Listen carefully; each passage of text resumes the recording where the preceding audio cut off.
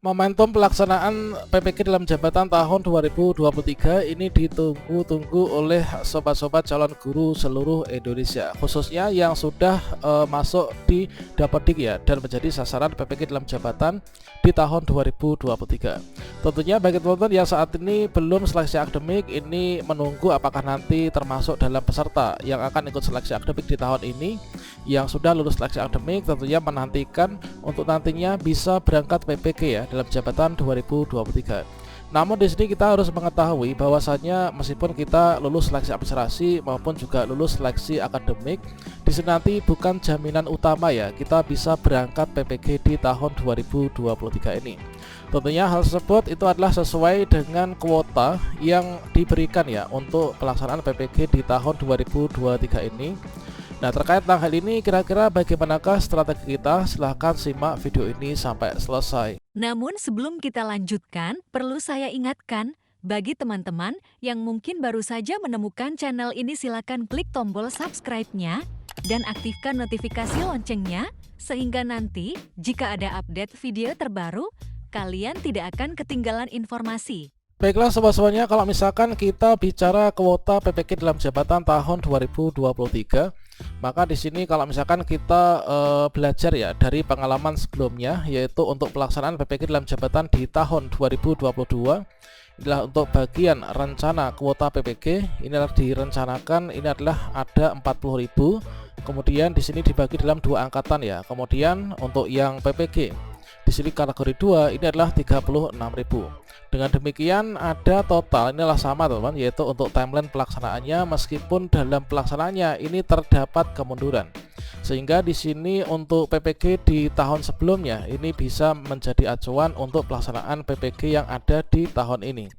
Dan selanjutnya di sini kalau misalkan kita cek kembali ya, sesuai dengan pengalaman saya di tahun 2021 itu untuk kuota PPG-nya itu adalah sekitar 35 ribuan teman-teman. Kemudian ketika itu karena masih ada kuota, ini adalah dibuka untuk peserta yang angkatan 4 ya, sehingga diturunkanlah passing grade-nya.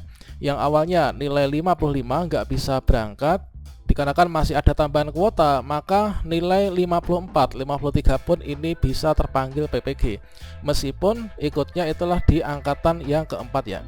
Kemudian untuk di tahun 2022 ini adalah sekitar 76 ribuan. Nah, kira-kira untuk di tahun 2023 ini kuotanya itu kira-kira berapa teman-teman? Tentunya di sini nanti nggak akan jauh berbeda ya dengan di tahun-tahun sebelumnya, karena hal tersebut itu sesuai dengan kebutuhan, kemudian sasaran, dan juga dari anggaran negara yang tersedia yang digelontorkan ke PPG. Dan selanjutnya kalau misalkan kita melihat surat edaran tertanggal sebelumnya, yaitu terkait tentang pendaftaran seleksi administrasi pendidikan profesi guru dalam jabatan 2023. Di sini kita bisa melihat dari lampirannya, yaitu untuk sasaran kategori A dan sasaran kategori B. Di sini dipampang secara jelas bahwa untuk sasaran yang akan ikut seleksi administrasi ini adalah untuk yang kategori A ada 352.668 teman. Dan selanjutnya untuk teman-teman yang sasaran kategori B ini ada lebih banyak ya, yaitu 564.387. Tentunya di sini nanti dari banyaknya untuk sasaran yang ada ini nanti apakah bisa tercover untuk kuota PPG di tahun 2023 ini. Dan berdasarkan dari informasi yang saya dapatkan dari siaran langsung dari ppg.kemdikbud.go.id teman-teman, maka di sini kita mendapatkan informasi terkait tentang kuota itu kira-kira diberikan berapa, apakah per mapel ataukah per provinsi ataukah secara kuota nasional. Nah, terkait tentang kuota global untuk seluruhnya ini tidak dijelaskan secara rinci dalam siaran live ini. Namun di sini kita dapat mengambil beberapa informasi penting yang mungkin bisa menjadi catatan kita sebagai acuan untuk keikutsertaan kita dalam PPG 2023. Nah, jadi dijelaskan bahwasanya untuk penentu itu adalah ditentukan per mapel, teman. Jadi untuk penentu kuota itulah dilakukan per mapel.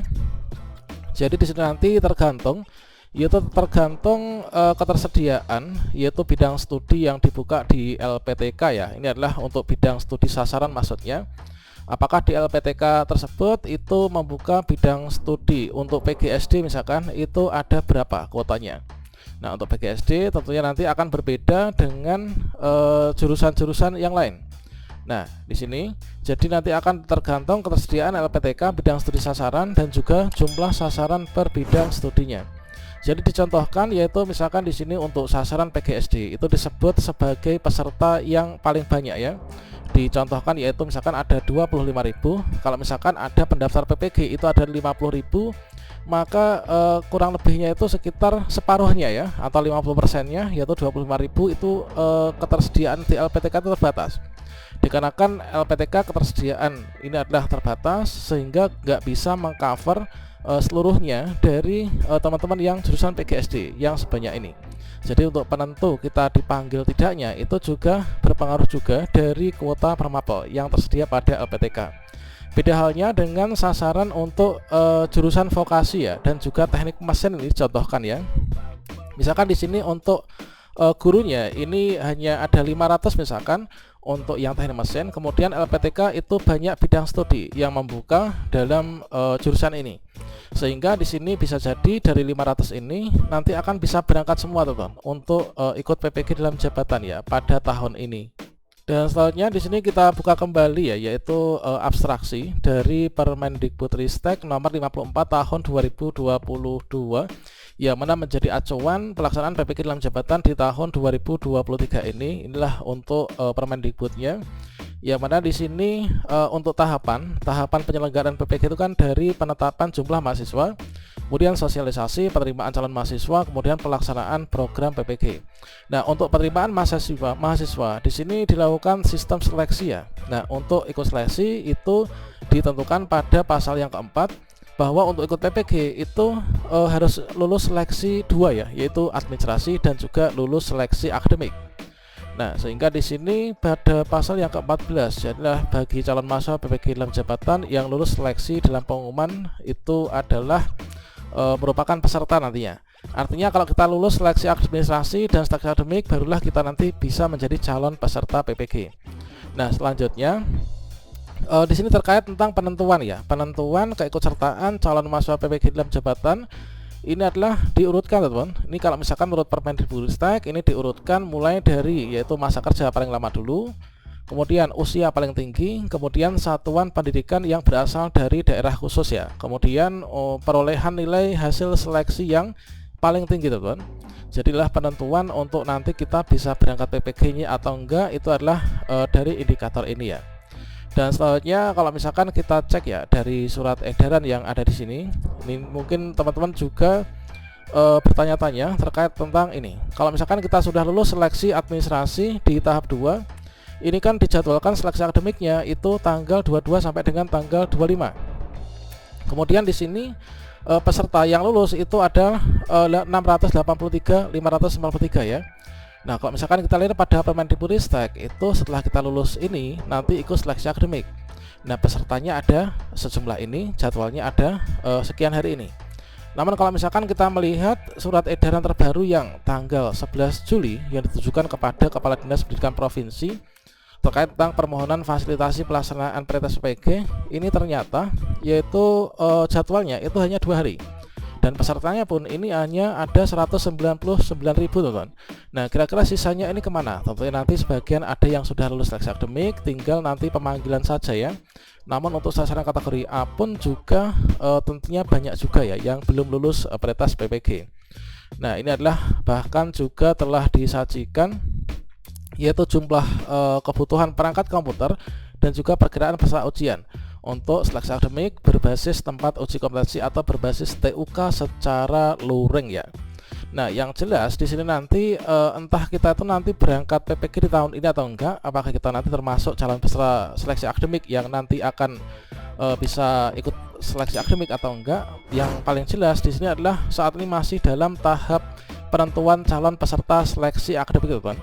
Dan tentunya di sini kita selalu pantau saja akun SIM PKB kita. Kita nggak usah panik, kita pantau akun SIM PKB kita. Kalau misalkan nanti ada tombol menu unduh kartu ujian, maka kita nanti tinggal unduh saja ya kartu ujian. Berarti saya nanti itu ikut seleksi akademik di tahun ini. Termasuk juga teman-teman yang sudah lulus seleksi akademik, kita pantau juga di akun kita. Manakala nanti ada formulir pertanyaan kesediaan, kita login saja, kemudian kita konfirmasi bersedia saja ya teman-teman. Nah, dengan demikian nanti kita bisa berangkat PPG di tahun ini. Setelah kita konfirmasi penetapan, nanti lapor diri. Demikian informasi ini, semoga bermanfaat. Wassalamualaikum warahmatullahi wabarakatuh.